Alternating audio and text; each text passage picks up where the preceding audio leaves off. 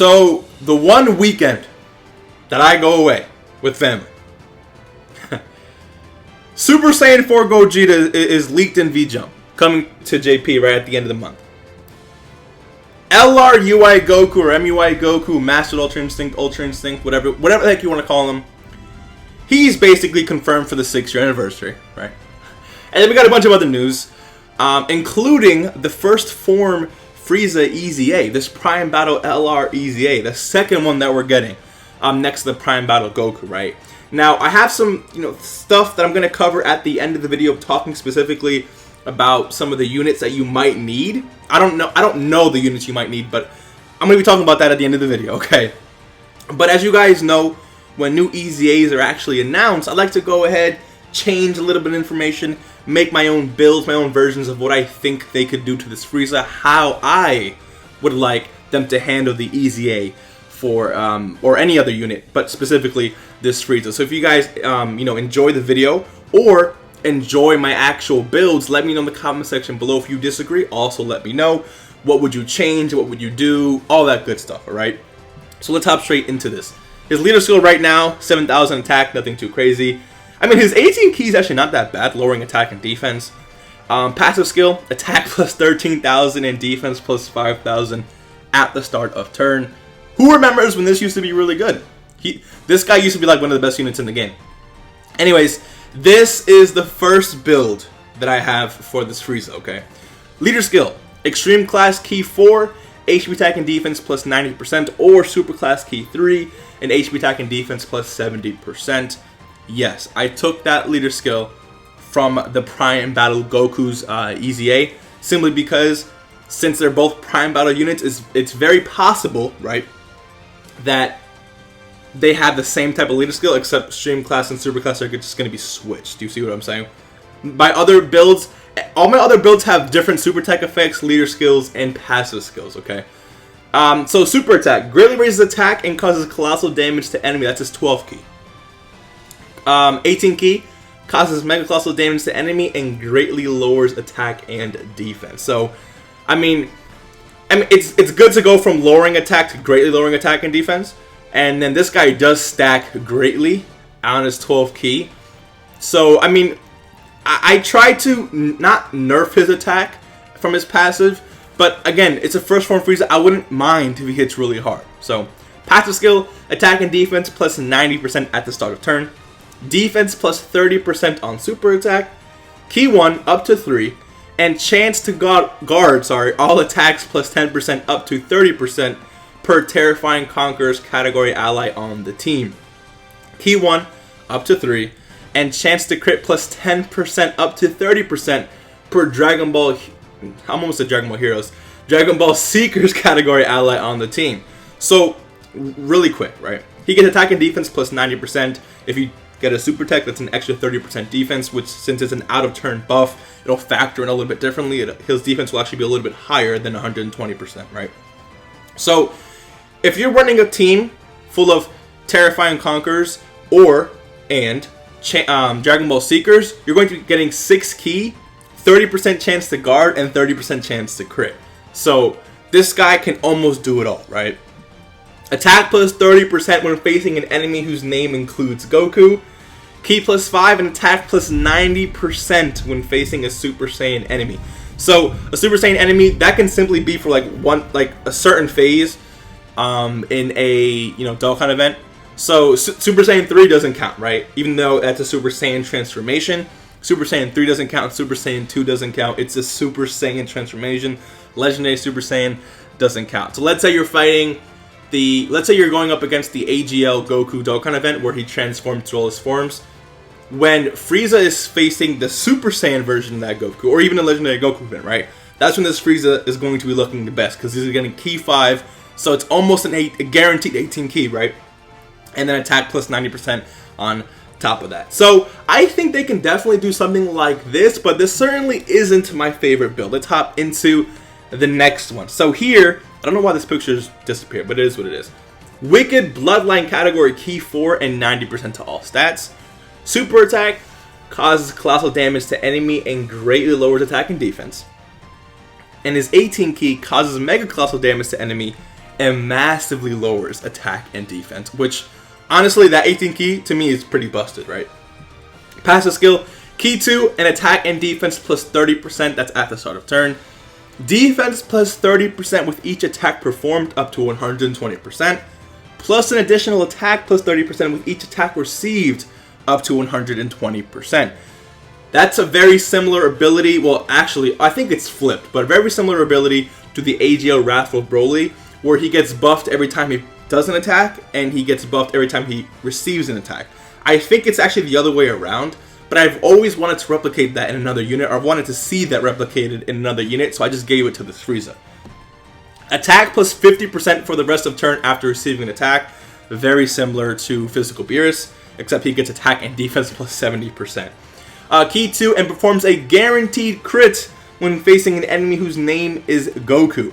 So, this is not going to be the only unit who does this, right? If you have STR Cooler, guaranteed crit against Pure Saiyans and Hybrid Saiyans. The Intelligence Golden Frieza, high chance to crit against Goku.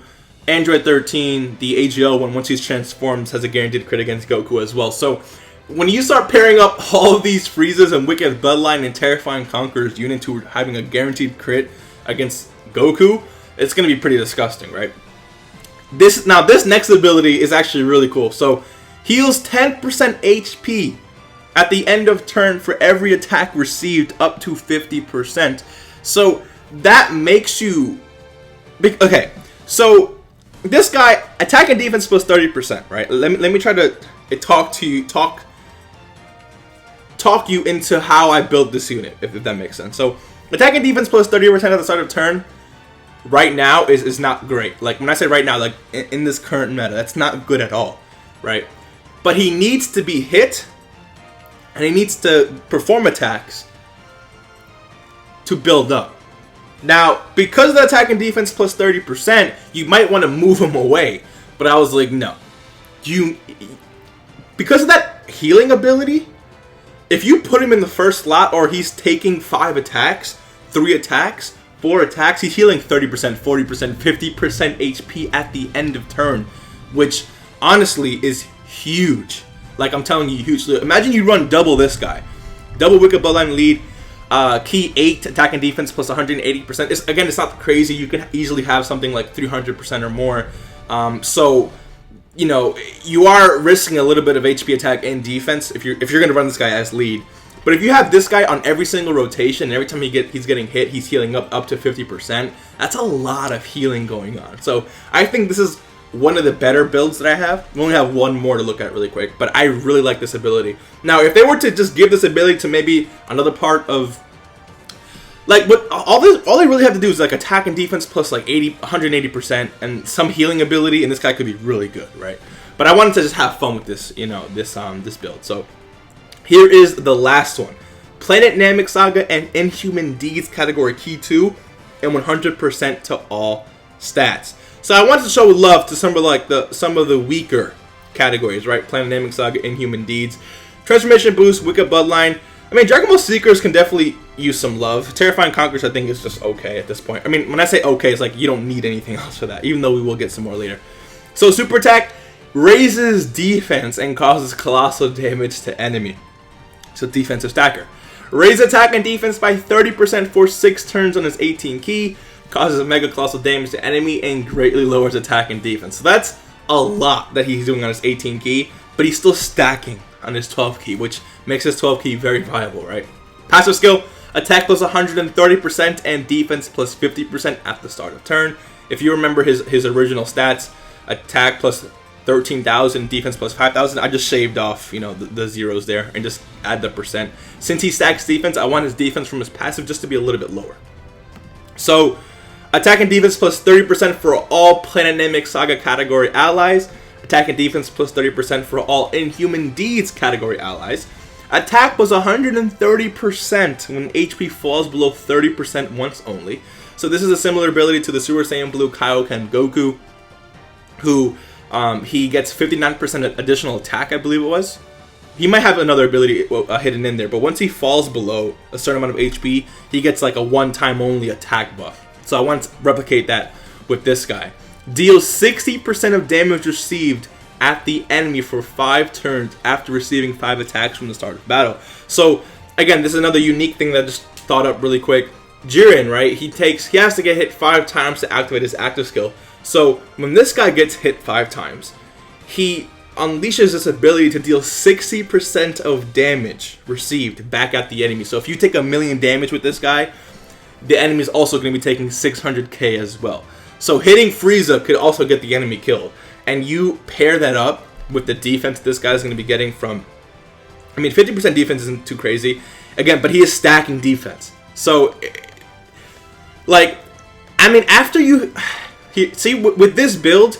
Like, okay, so with this build, you're gonna want to be putting this Frieza in the the slots where the enemy is going to be hitting a lot. But here, again, this is actually really similar to the Majin Buu and Hercule card, where once they get hit 5 times, they instantly transform. So this Frieza, you might want to dodge as many attacks as possible, build up your defense to maybe 200, 250k, right? And then you unleash that ability. However, the more defense you have, the less damage you take, which means the less damage you're going to be dealing back to the enemy. So it's a very interesting way of playing with this, right? But 50% defense, like, I'm not going to lie, 50% defense is not a lot. It's more than what he had before. It's not a lot. But the point of that is for you to build up just a little bit of defense.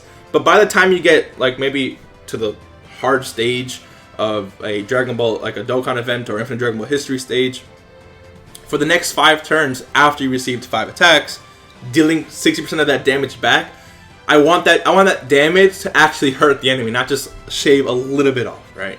So yeah, let me know what you guys think of these 3 different builds. Again, you can mix and match. Like, you can have this ability right here on this version of Frieza, or the healing ability on this form of Frieza. So within all these little abilities and skills that I gave him, let me know what you guys think. Do you guys agree, disagree? Let me know in the comment section below.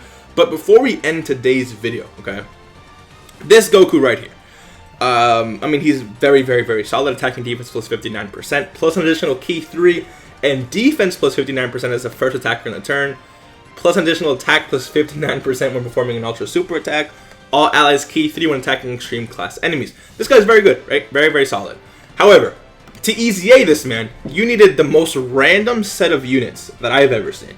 Well, I mean, they're random in the regard of each other, but I mean, like, if you think about it, Goku faced Raditz, not Super Saiyan Goku. Super Saiyan Goku only fought Frieza, Android 13, Cooler. Okay, this Super Saiyan Goku didn't directly fight this version of Goku Black, right? But Goku did fight all these enemies at one point, right? So, I mean, I guess in that way they're kind of similar, but again, these are just, to me, they're just random units.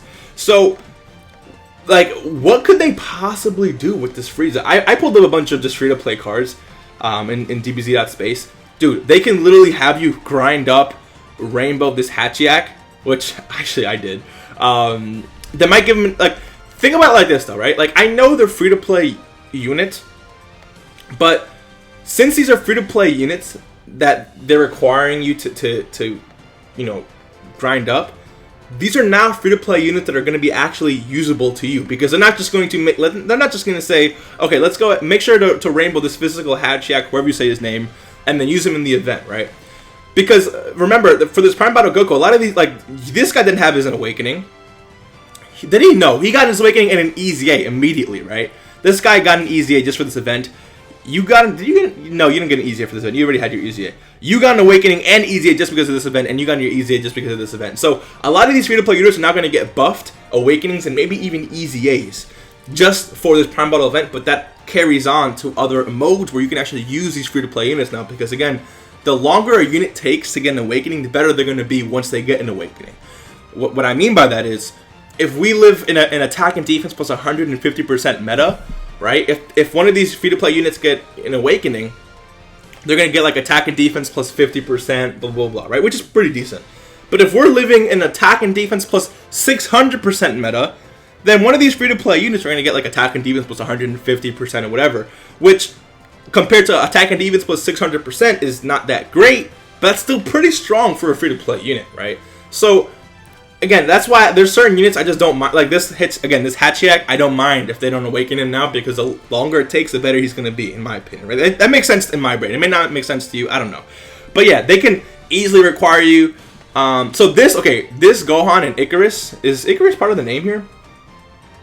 No, he's not. Okay, so this Gohan and Icarus, right? This comes from the same events that the Lord Slug does. I wouldn't be surprised if they told you to just rainbow this guy, right? I mean, Gohan has something to do with Frieza, right? I mean, they could make you rainbow these 8-bit units right here, which again have these Saiyan Saga units have nothing to do. Well, Goku and Vegeta has something to do with Frieza, but not in this time. Like, in the moment that those cards were, you get my point, right? They could make it Ginyu. Dude, imagine they EZA the free-to-play Ginyu Force units. That would be really sick. Maybe this Bulma. Like, you just never know, right? That's why I'm trying to tell you right now. More events like this are going to come out, and you just take advantage right now and grind every single free-to-play unit that you can. They might even require Baba Shop units, like the AGL Great Saiyaman, the Physical Nappa, the Intelligence Deborah, the STR, what's his face? Master Roshi, and the Tech Krillin, right? They can easily require those units. So, please, guys, please grind up these free-to-play units, alright? If you guys enjoyed today's video, hit the like button, subscribe if you are new, alright? And I will see you in the next one. Peace.